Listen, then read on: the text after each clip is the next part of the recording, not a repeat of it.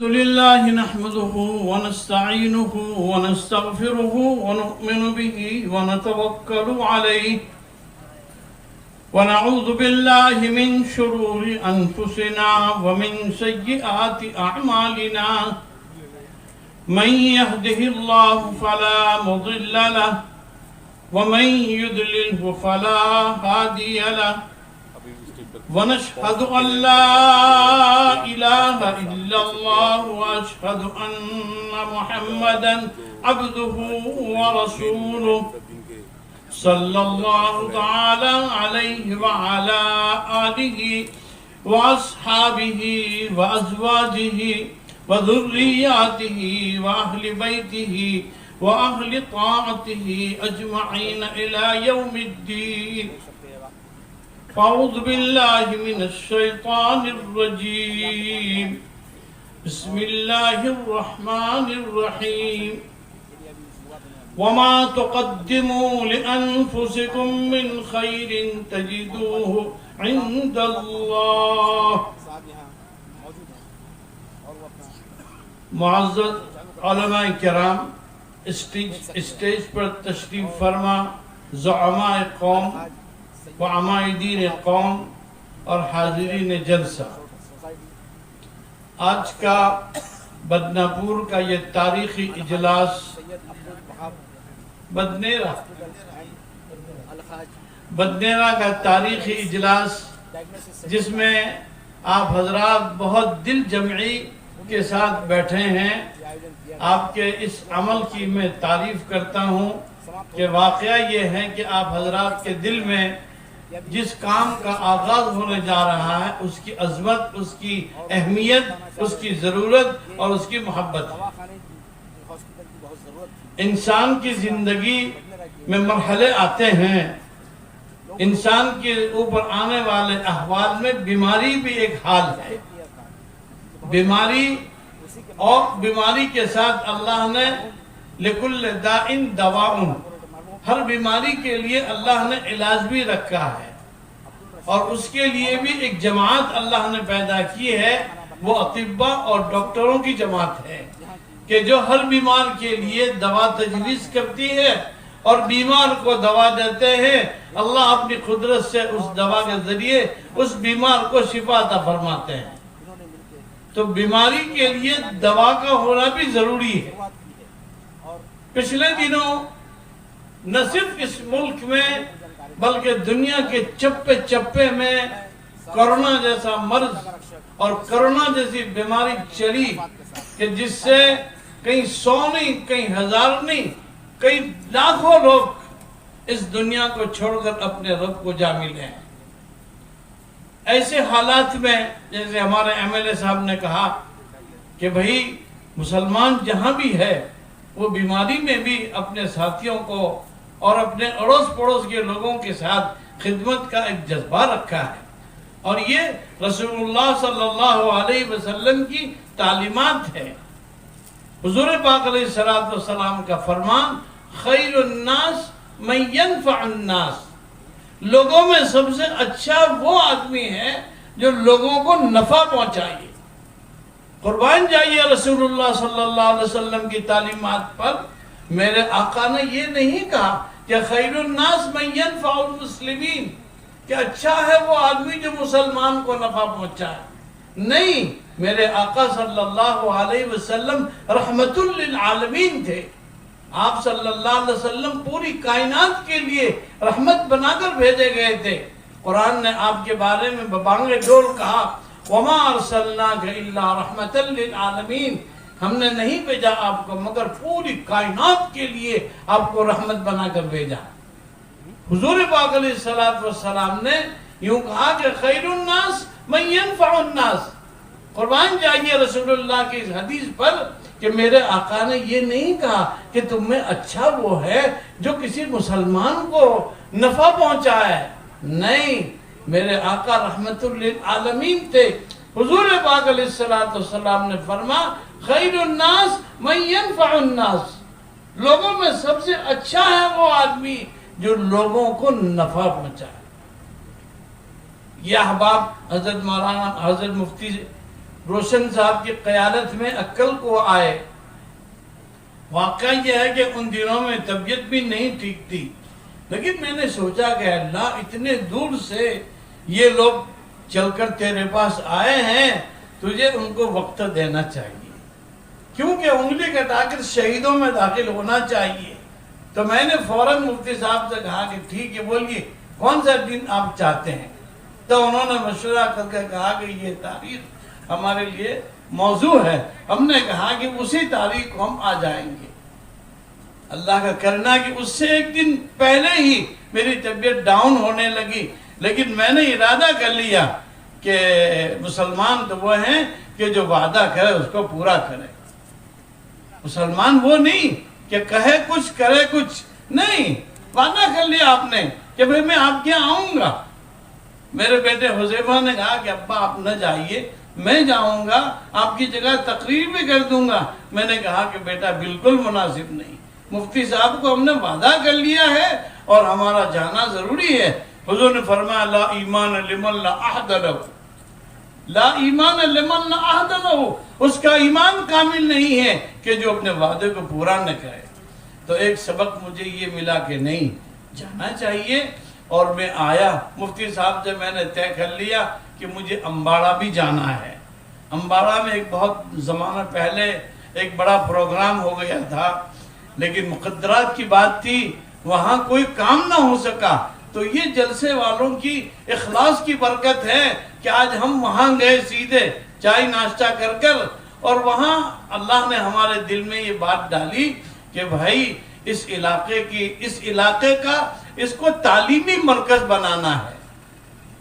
تعلیمی مرکز کے اعتبار سے یعنی جامعہ وہاں پر فارمیسی کالج کرے گا، جامعہ وہاں پر بی ایم ایس کالج کرے گا، اور جامعہ وہاں پر آئی ٹی آئی کرے گا.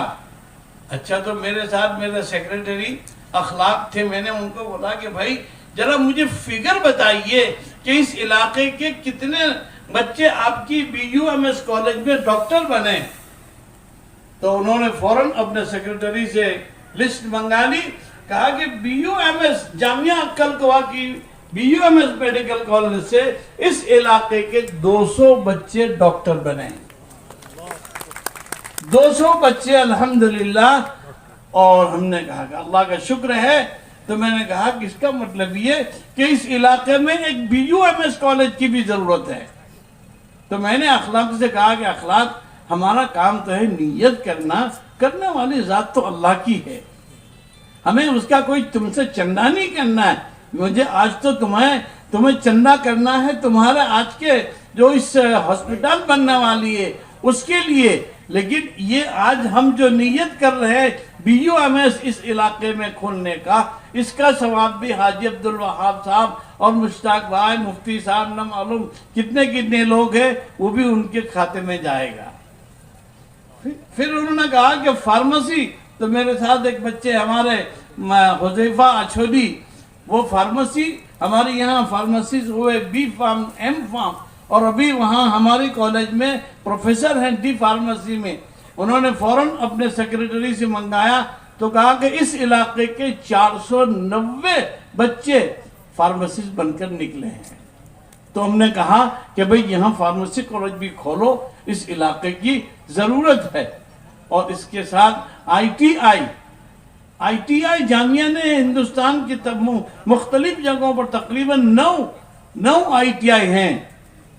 تو کہا کہ 140 بچے اس علاقے کے عقل قوا آئی ٹی آئی کالج میں میکینیکل، اسی طرح اللہ تمہیں نیکی دے، فیٹر، پلمبر، جو بھی ہے جتنے بھی کورسز ہیں اس سے 140 بچے اس علاقے کے الحمدللہ اس چیز کو لے کر یہاں اپنے علاقے میں آ کر برسر روزگار ہے.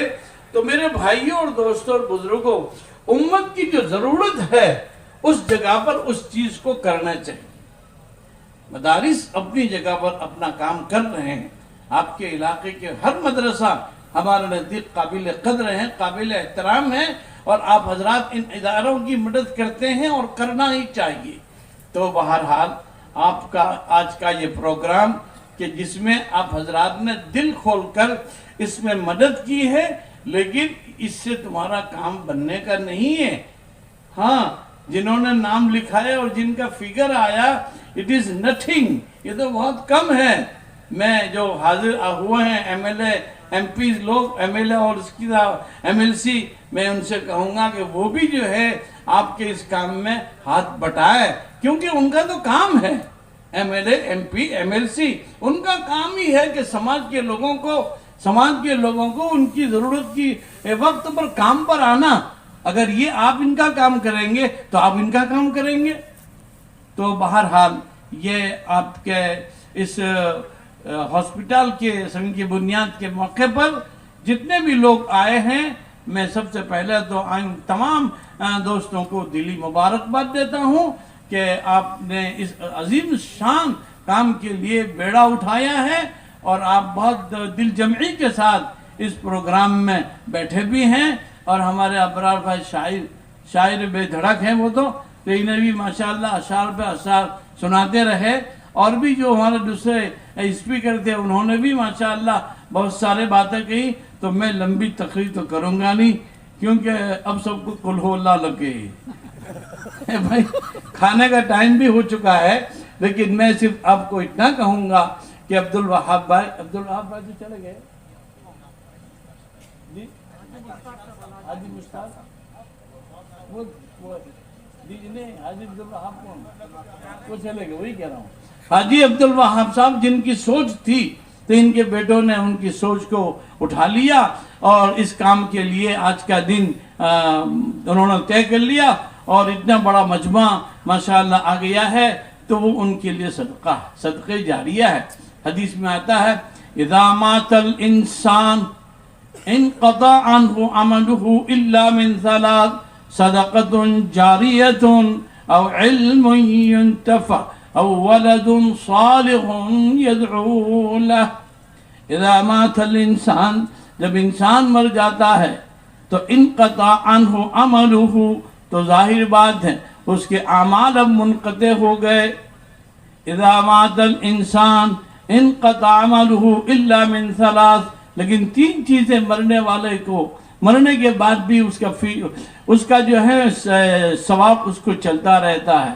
صدقۃ جاریۃ، صدقہ جاریہ کسی نے کیا، کسی نے مسجد بنا دی، مدرسہ بنا دیا، مسافر خانہ بنا دیا، اور ہاسپٹل بنا دی۔ تو حاجی عبدالوہاب صاحب تو اس فکر کو لے کر چلے گئے، لیکن ان کے نیک بخت بیٹے مشتاق بھائی اور ان کے رفقا نے اس کام کا بیڑا اٹھایا، اور آج الحمدللہ آج ہم اس کی سنگ بنیاد کرنے جا رہے ہیں۔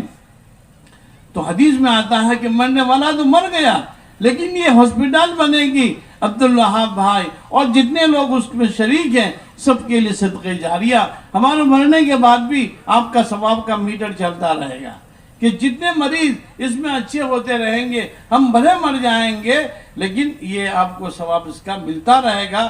لہذا آپ حضرات نے اس میں شرکت کر کر اپنے آپ کو صدقہ جاریہ میں شامل کر لیا ہے۔ اللہ تعالیٰ آپ حضرات کو دونوں جہان نے اس کا بہترین بدلہ عطا فرمائے۔ پھر میں نے یہاں آنے کے بعد ان لوگوں سے نہیں، اسی دن میں نے کہی تھی، مفتی صاحب کو پتا ہے کہ بھائی میں صرف ہاسپٹل کے لیے آپ کو نہیں کہتا، میں تو یہ کہتا ہوں کہ ہاسپٹل کا اصل دوسرا کام یہ ہے کہ اس کے ساتھ میڈیکل کالج بھی ہو جاوے۔ ہاسپٹل کا ایک فائدہ تو یہ مریضوں کو شفا دینا ہے، لیکن ہاسپٹل کا دوسرا کام یہ ہے کہ آپ کے بچے اس ہاسپٹل کے ذریعے ڈاکٹر بنے ہیں، طبیب بنے ہیں۔ تو الحمدللہ اگر اس ہاسپٹل کے ساتھ آپ میڈیکل کالج بھی قائم کرنے کی نیت کرتے ہیں تو آپ کے بچے آپ کے گھر کے سامنے ڈاکٹر بنیں گے۔ بھائی آپ لوگ چاہتے ہیں کہ نہیں بچے ڈاکٹر بنیں؟ ارے بولو بھائی، آپ چاہتے ہیں؟ آپ اگر چاہتے ہیں کہ آپ کے بچے ڈاکٹر بنے تو آپ کے گھر کے سامنے ہاسپٹل بن رہی ہے، آپ اندر اپنے دل سے ضمیر سے بات کرو کہ انشاءاللہ ہم یہاں پر میڈیکل کالج بھی کوشش کریں گے۔ تو قرآن کہتا ہے وَمَا ذَلِكَ عَلَى اللَّهِ بِعَزِيزٍ، اللہ پر کوئی مشکل نہیں ہے، اللہ پر کوئی مشکل نہیں ہے۔ آپ جتنی حدیث میں آتا کہ نیت المؤمن خیر من عملی، مومن کا نیت کرنا کسی اچھے کام کا اس کے کام کرنے سے بہتر ہوتا ہے۔ آپ نیت کرو، اچھی نیت کرو، اللہ اس نیت کو پورا کرنے والا ہے۔ تو میں لمبی تقریر نہیں کرتا، میں دوبارہ آپ کے اس ٹرسٹ کی جتنے ذمہ دار ہیں ان کو دلی مبارکباد دیتا ہوں، اور آپ تمام حاضرین اس ہاسپٹل کے فاؤنڈیشن اسٹون فاؤنڈیشن میں آپ آئے ہیں، آپ بھی اس میں شریک ہوں گے۔ قیامت کے دن آپ بھی اس کے بانیوں میں آئیں گے۔ آپ جتنی بھی مدد کر رہے ہیں اور آئندہ جتنی بھی مدد کریں، آپ کو اس میں ملے گا، نفع ملے گا اور فائدہ بھی ہوگا۔ میں نے دیکھا کہ بھائی چندہ ہو رہا ہے، تو میرے دل میں سوچا کہ تو آیا ہے اتنی دور سے، بیچارے 10 آدمی تیرے کو دعوت دینے کے لیے آئے، تو میں نے بھی سوچا کہ تیرے پاس تو کچھ پیسہ نہیں ہے۔ بھائی سن لینا، میرے پاس ایک پیسہ نہیں ہے، ایک پیسہ میرے پاس نہیں ہے، حالانکہ میں MBBS کالج چلاتا ہوں، میں 2 BOM چلاتا ہوں، میں کئی فارمیسی کالج چلاتا ہوں، لیکن وہ میرے باپ کی پراپرٹی نہیں ہے، یہ جامعہ کی پراپرٹی ہے۔ تو میں نے یہ سوچا کہ آپ کے اس ہاسپٹل کے اندر میں انشاءاللہ میرے کچھ دوستوں سے 5 لاکھ روپیہ لے کر آپ کے ہاسپٹل کے اندر تعاون کروں گا، اور اس کے بعد بھی جب کبھی کوئی کام ہوگا تو میں انشاءاللہ پیچھے نہیں رہوں گا، لیکن 5 لاکھ روپے کا تو میں وعدہ کرتا ہوں، جو اللہ تعالیٰ سے دعا کرتے ہیں کہ اللہ تعالیٰ اسے قبول فرمائے۔ آمین آمین ثم آمین۔ حضرت والا دامت برکاتہ العالیہ نے ہمارے درمیان میں 5 لاکھ روپے کا اعلان کیا ہے۔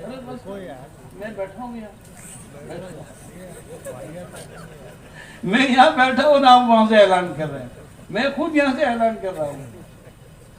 تو میرے بھائیوں دوستوں بزرگوں، اب لمبی تقریر کرنا میرے میں طاقت بھی نہیں ہے، اور میں آپ کو بھی زیادہ پریشان نہیں کرتا، اور یہ ہمارے لیڈر حضرات ان کے کیسے اپوائنٹمنٹ ہوں گے، تو یہ پھر کہیں گے لو مولانا بستانی بیٹھ گئے تو انہوں نے تو شام کر ڈالی، تو میں بھی ایسا جرم میں نہیں کروں گا۔